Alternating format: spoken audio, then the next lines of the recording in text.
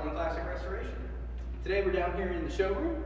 If you missed our most recent video down in the shop, you can catch that one over on our YouTube as well as here on our Facebook page. But today we'll be just showing you around the showroom, giving you an update on all the cars down here. Last few weeks we've been starting with the Mercedes duo here, so we'll head over to the other side. Start off with these wild ones. First off, we have the 2017 Porsche Macan Gts. A little over 16,000 original miles, one owner. Of course, that specialty Porsche paint to sample in the fantastic Viper green. So, very cool color on this Macan GTS. Take a quick peek here in the interior. Of course, you got the GTS seats, original window sticker, and all the fun goodies there. So that one is available for sale over on the site at farlandcars.com. 2017 Macan GTS. Very fun little car. Again, you can find all our information right there. Farland Classic Restoration. Give us a call, shoot us an email. We'll be able to answer your questions about any of these classics. From there, we'll move into one that is actually in for a bit of detailing, a general look over. This is a 1967 Ferrari 330 GT 2+2 Series 2. So the earlier Series 1 cars had a 4 headlight design. We'll go ahead and look at that. They had a 4 headlight design. We actually sold one of those middle of last year. That one got shipped over to Dubai. Recently made its way overseas. So this 1967 has actually been into our shop a few different times. Once for some general brake work. Another time it came in and we gave this one some seat belts. You know, just turning it into a bit of a cruiser. Let's see if we can find our seat belt. There we are. Again, that fantastic blue interior in here. So then aside from seat belts and the brakes we've done on this one, both of those issues were handled back in 2018, 2019. Now it's come in for a detail. We actually cleaned up those Barani wire wheels. Went all through there. Our awesome technician Jorge did a great cleanup on there.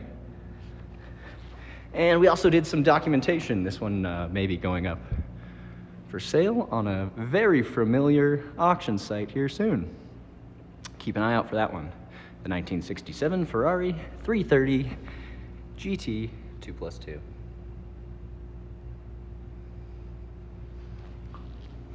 I figure we'll come back to this one a little later, being that we have the 330 V12 as well as a later 365 V12.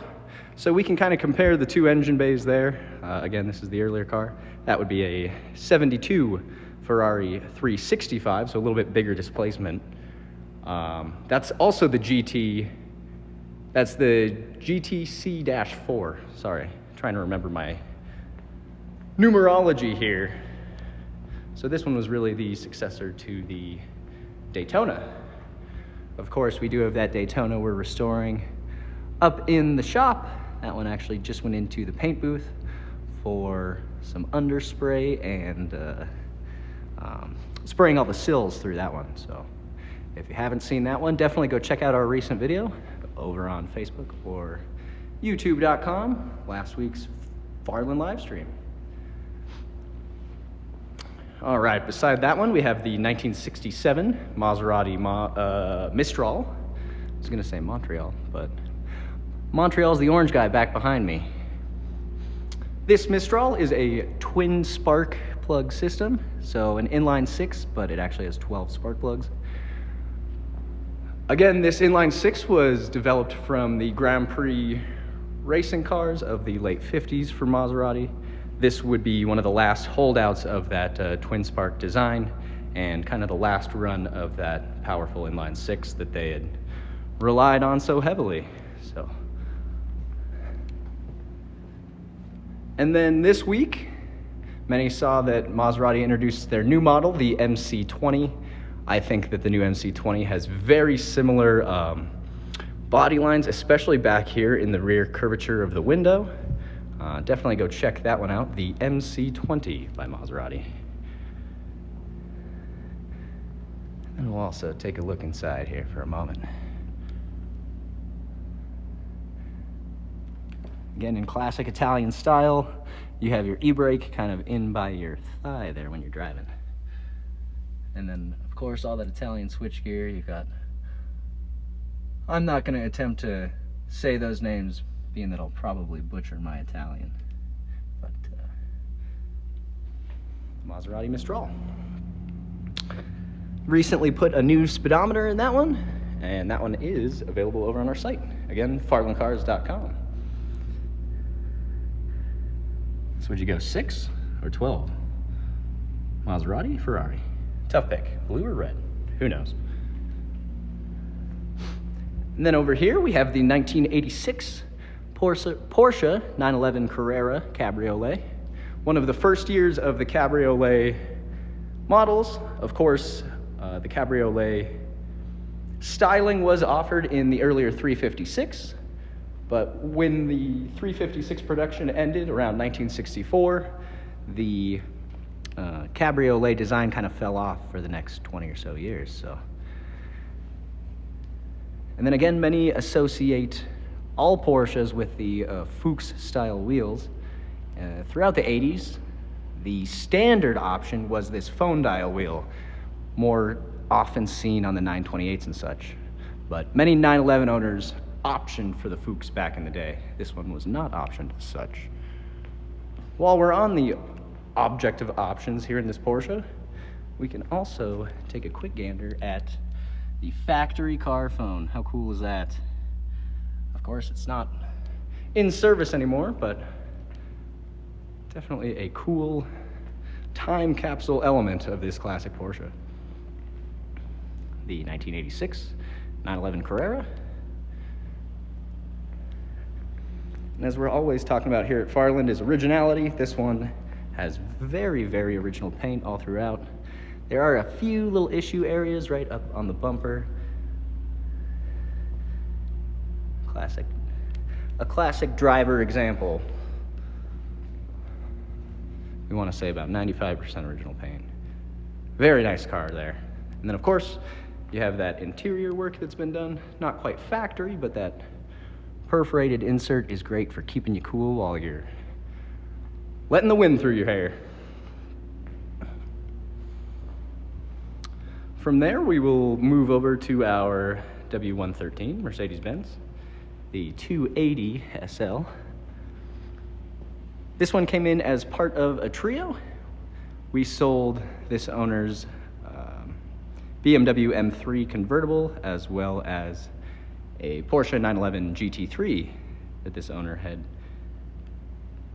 done his time with, was onto the new cars. So this one came in as a bit of mechanical work for us and a little bit of body work. Of course, it's just sitting over here while we're finding some time for our technicians. Those guys are busy down on their end there. So again, being this restoration was about 10 years ago, wasn't done here at our shop, we always want to highlight that originality stuff. So here on the inline 6, you can see everything is kind of that chrome plating, and even the cast over there is kind of chromed up. A lot of this stuff was originally gold or copper colored, especially in through here. All the fuel lines in these W113s were all kind of a copper plating. Gave the engine a little different look than what you see here, but right, doesn't make the car drive any different. It's still a fantastic little W113. Then again, we do have a few other examples of the W113. This one being a 280. We also have a 250 up in the shop, which is nice and original. And then I want to say 2 other 280s down there. A brown example that just came in and is very, very original. And then a red example. Yeah, we have the Orient Red, which is the 250, and then the red, which is, I believe, a 230. So we've got all the styles of Benz down here. maybe now's a good time to cap off our two halo Mercedes of the day. Maybe not the halo car, but definitely the high end of the luxury cars there. So on the left here, you have the 2017 Mercedes-Benz S600 with the bi-turbo V12. And beside that, you have the 1972 Mercedes-Benz 300. I can't remember my numerology here. It's not an SL, I believe it is the SEL, the big 6.3 liter in this Mercedes. We'll see right here. Did I get it right? 300 SEL, that's the name, that's the guy. This was the first big V8 from Mercedes. It had originally only been used in the Pullman limousines of the day, but a team at Mercedes wanted to create one of the world's fastest sedans, and of course threw that big 6.3 liter into a smaller W111 body, and ended up with, in fact, the world's fastest sedan of the day, with a top speed of, I believe, 189 miles an hour, something up there. Nice and quick. Of course, this one has all the luxuries, including sunroof, electric windows, AC, but it just kind of highlights the growth of Mercedes over the last 50 years. The S600 has everything from a perfuming system to ambient lighting, really the pinnacle of technology throughout cars today. And then beside it, in 1972, we have the classics: electric windows, AC, all the lights work. A very cool historical piece there. And then, of course, we'll move over to the tangerine of the show. This is the Alfa Romeo Montreal, loosely based on the Tipo 33 Stradale racing car. Utilizes the same V8 that had been utilized in their racing cars of the day. So we'll take a quick peek in there. This was offered as a competitor to the E-Type and the 911 of the day, but being that this model was a bit more expensive, they did not sell quite as well, and of course have become kind of forgotten to history here. But again, a Bertone design. It has that very unique Alfa Romeo Spica injection system that runs throughout the front of the engine here. Look at all that. Just crazy. So this would be the last car that utilized that Alfa Romeo V8 out of the racing car. But the Spica injection system would be well loved by Alfa Romeo of North America, because it helped quite a bit with fuel regulations that we were adding here in the United States. So many of the 2-liter cars that came after the Montreal also have this Spica injection system. And of course, being that they're getting older, there's not many in the US who will even still work on or address issues with a Spica injection system. The Alfa Romeo Montreal. If you want some more beautiful shots of this one, of course, we had our friends from Colorado Cars and Coffee come over about 2 weeks back, and they let me start the car up for them, tell them a little history about the car, and show off that beautiful tangerine. So if you want some more of that Montreal, go check out their socials over at Colorado Cars and Coffee here on Facebook, as well as their Rides of the Rockies series, which includes this car, over on YouTube. Beside that, we have another Italian V8, a little bigger. Same layout, front engine, rear wheel drive, the Maserati Ghibli from 1970. Kind of that same ruby red color that we have over on the Ferrari there. Again, a very beautiful design. And the more I'm around here, I really start to respect the different bodywork manufacturers that were huge throughout the 1970s. So Maserati really teamed up with Ghia. Ghia did design this body.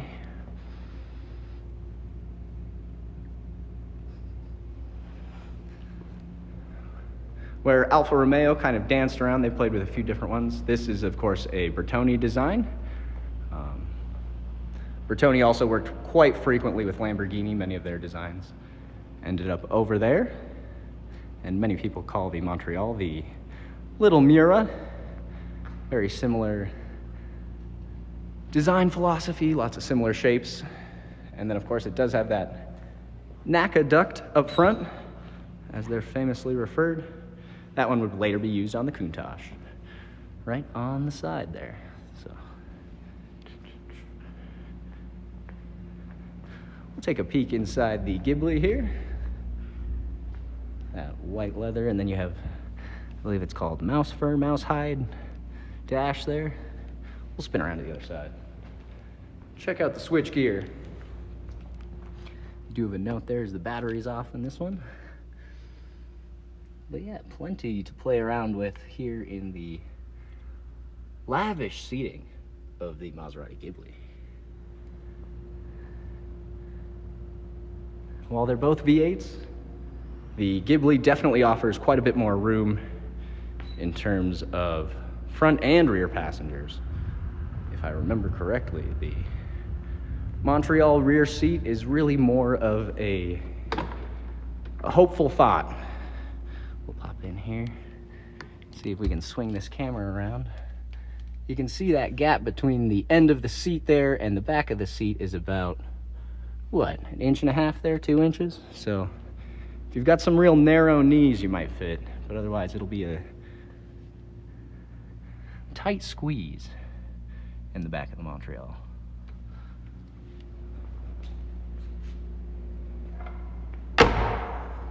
Nice solid door close. And I think that pretty much covers everybody down here in the shop. I'm sorry, the showroom. We'll run through them real quick. 1970 Maserati Ghibli. 1972 Maserati Montreal. Alfa Romeo Montreal. The Mercedes 300 SEL. The Mercedes-Benz S600. The Porsche Macan Gts. The Ferrari 330 GT 2+2, Series 2. The Mercedes 280 SL.